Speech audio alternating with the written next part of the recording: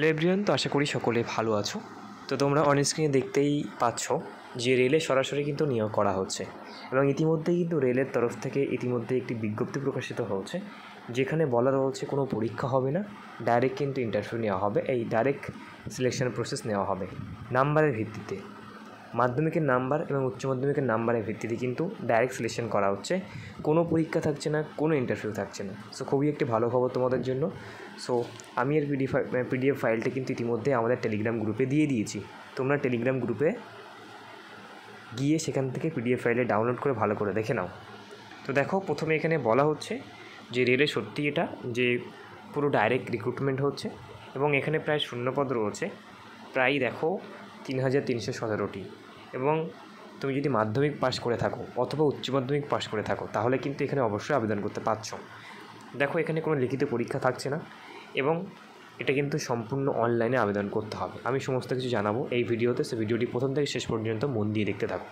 কীভাবে আবেদন করতে হবে, কত ফিজ রয়েছে এবং কী কী এডুকেশন কোয়ালিফিকেশান লাগবে এবং কারা আবেদন করতে পারবে, সিলেকশন প্রসেস কীভাবে রয়েছে, সব কিছু জানাবো এই ভিডিওতে।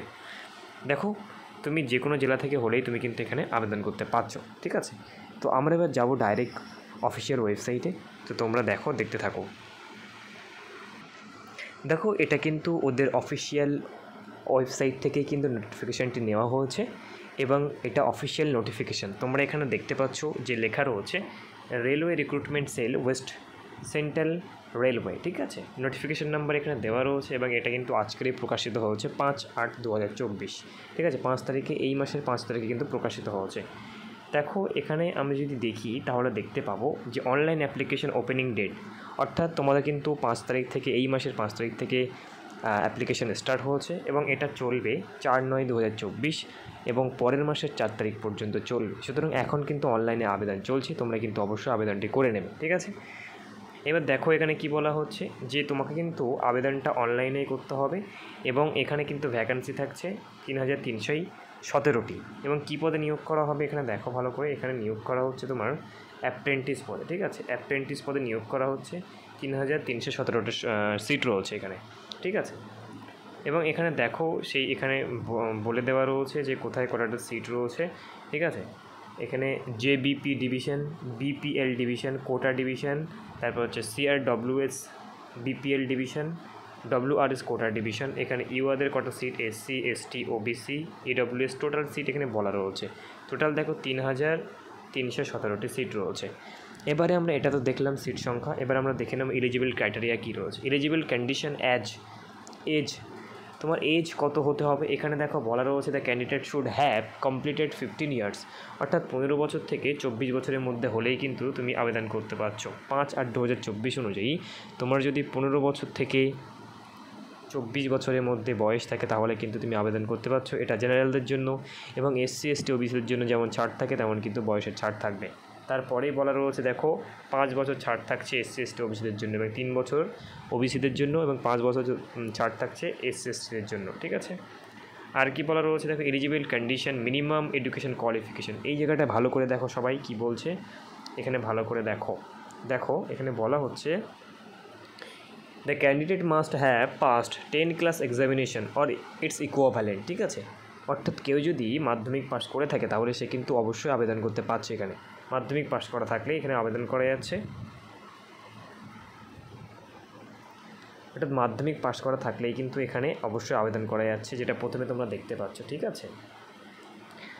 এবং বলা হচ্ছে যে integrated from the recognise board of, যে কোনো বোর্ড থেকে তুমি হচ্ছে আবেদন করে, যে কোনো বোর্ড থেকে পাস করা থাকলেই কিন্তু ক্লাস 10 তুমি এখানে আবেদন করতে পারছো। এবং এটা বলা হচ্ছে মেডিকেল আর ল্যাবরেটরি টেকনিশিয়ান এক্সেপ্ট, ঠিক আছে। এবং এক্সেপ্ট এটা মেডিকেল ল্যাবরেটরি টেকনিশিয়ান এখানে যারা আবেদন করবে তারা কিন্তু 12 পাস হতে হবে, ঠিক আছে। তো তারপরে বলা হচ্ছে যে ক্লাস 10 এবং তার সঙ্গে সঙ্গে কী লাগছে দেখো, all trade except medical laboratory technician, ঠিক আছে। তোমাকে ক্লাস 10 পাস করতে হবে এবং সাথে সাথে ক্লাস 10 দেখো এখানে ভালো করে বলা রয়েছে এখানে যে তোমাকে ক্লাস 10 পাস করতে হচ্ছে এবং সাথে সাথে 50% নাম্বার থাকতে হবে ক্লাস 10-এ। 50% নাম্বার থাকলেই কিন্তু তুমি এখানে অবশ্যই আবেদন করতে পারছো। আর সাথে সাথে তোমাকে থাকতে হচ্ছে ট্রেড, যে কোনো ট্রেড যে কোনো ট্রেড থাকলে হবে, আইটিআই থেকে যে কোনো ট্রেড করা থাকলে কিন্তু তুমি এখানে আবেদন করতে পারছো। সুতরাং ক্লাস 10 পাস সার্টিফিকেট আর আইটিআই যে কোনো সার্টিফিকেট থাকলে তুমি কিন্তু এখানে আবেদন করতে পারছো। আর যারা এই মেডিকেল ল্যাবরেটরি টেকনিশিয়ান এখানে আবেদন করবে তাদের কিন্তু ক্লাস 12 পাস করা থাকতে হবে, মাস্ট ক্লাস 12 পাস এক্সামিনেশন, এবং ক্লাস 12-এ কিন্তু ফিজিক্স, কেমিস্ট্রি, বায়োলজি থাকতে হচ্ছে। এবং সাথে সাথে বলা হচ্ছে যে এখানে দেখো NCVT অথবা NCVT যে কোনো SCVT যে কোনো অথরিটি থেকে কিন্তু তোমাকে এখানে আইটিআই একটা সার্টিফিকেট পাস করা থাকতে হবে, ন্যাশনাল ট্রেড সার্টিফিকেট তোমাকে কিন্তু থাকতে হবে, ঠিক আছে। তো এখানে দুটো ক্যাটাগরি, একটা হচ্ছে ক্লাস 10 পাস এবং 12 পাস করা থাকলে আবেদন করতে পারছো, সাথে সাথে তোমাকে আইটিআই সার্টিফিকেট থাকলেই কিন্তু তুমি এখানে আবেদন করতে পারছো, ঠিক আছে। তো আমরা বলে দিলাম এডুকেশন কোয়ালিফিকেশান। এবার হচ্ছে eligible for the person with the benchmark, এটা দেখার দরকার নেই, ঠিক আছে। যেগুলো ইম্পর্টেন্ট আমি সেগুলোই বলছি, মাল্টিপল এগুলো দেখার দরকার নেই। মুড অফ দ্য সিলেকশন, এটাও খুব ইম্পর্টেন্ট। দেখো এখানে কী বলা হচ্ছে, কীভাবে তোমাদের সিলেকশনটা হবে, ঠিক আছে।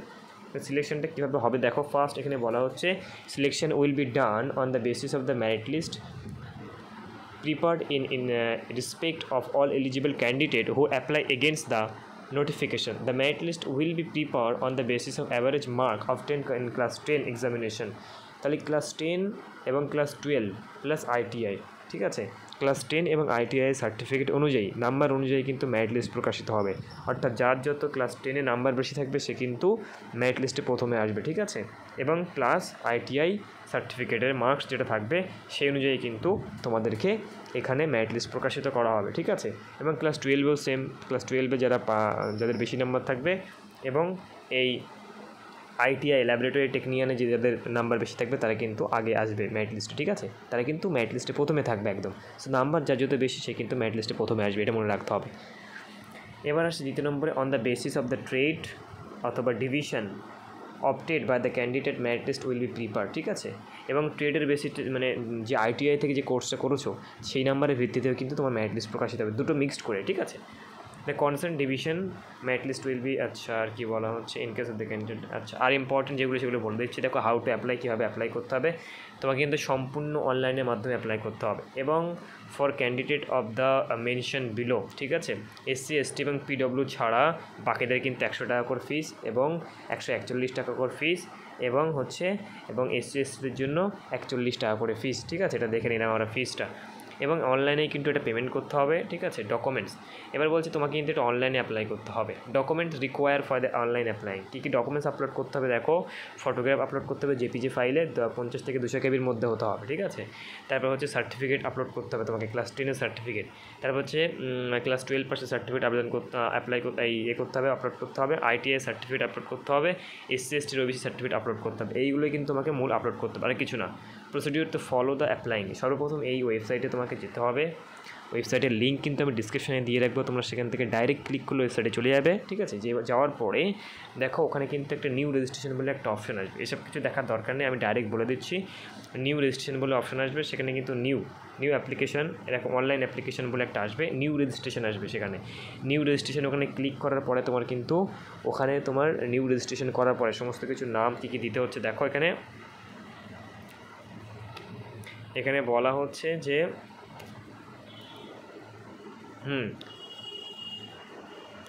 এখানে মোটামুটি তোমাকে তোমার নাম দিতে হচ্ছে, এখানে বলা রয়েছে দেখো তোমার নাম, father's name, date of birth, ঠিক আছে। এই সমস্ত কিছু দিয়ে এবং ফোন নাম্বার জিমেল দেওয়ার পরে কিন্তু একটা SMS আসবে। কমপ্লিট করার পরে ওটা তোমাকে কিন্তু একটা SMS আসবে ফোনে, সেটা দিয়ে লগ ইন করতে হবে। লগ ইন করার পরে সম্পূর্ণ ফর্মটা ফিল আপ করার পরে তোমাকে কিন্তু সমস্ত ডকুমেন্টসগুলো আপলোড করার পরে ফিসটা পেমেন্ট করবে অনলাইনে। ফিসটা পেমেন্ট করার পরে তোমাকে কিন্তু একটা প্রিন্ট আউট রেখে দিতে হবে, ঠিক আছে। এবারে বলা হচ্ছে আর কি বলা হচ্ছে দেখো, আচ্ছা মেডিকেল আচ্ছা এখানে বলা হচ্ছে যদি কোনো প্রবলেম হয় ফর্ম ফিল আপ করতে বা যে কোনো প্রবলেম তোমরা কিন্তু এই নাম্বারে সকাল 11:10টা থেকে 6টা পর্যন্ত 6টার মধ্যে কিন্তু কল করে জিজ্ঞেস করতে পারবে এবং এখানে জিমেল করেও কিন্তু হেল্প নিতে পারবে। এটা দেখে নাও, যে কোনো প্রবলেমের জন্য তোমরা কিন্তু এখানে ফোন করতে পারবে, ঠিক আছে। আর কি আছে, আর list selected candidate who will be call for the documents verification will be uploaded on the website. এবারে বলা হচ্ছে যে মেরিট লিস্ট কবে বার হবে, মেরিট লিস্ট কবে বার হবে এখনও বলা হয়নি, কিন্তু মেরিট লিস্ট যখন বার হবে কিন্তু তোমার অবশ্যই ফোনে একটা SMS চলে আসবে এবং তোমাকে ডকুমেন্টস ভেরিফিকেশনের জন্য ডাকা হবে এবং এই ওয়েবসাইটেও আপলোড করে দেওয়া হবে, এখানে বলা আছে এই ওয়েবসাইটেও আপলোড করে দেওয়া হবে, ঠিক আছে। এবং তোমাকে কিন্তু ফোনে একটা SMS চলে যাবে, তুমি বুঝতে পারবে এবং তোমাকে কিন্তু মানে ডকুমেন্টস ভেরিফিকেশনের জন্য ডাকা হবে, ঠিক আছে। তো এটা একটা খুব ভালো সেন্ট্রাল গভর্নমেন্টের একটা ভালো চাকরি রয়েছে, তোমরা কিন্তু এখানে অবশ্যই করতে পারো, এখানে ভালো স্যালারিও রয়েছে, ঠিক আছে।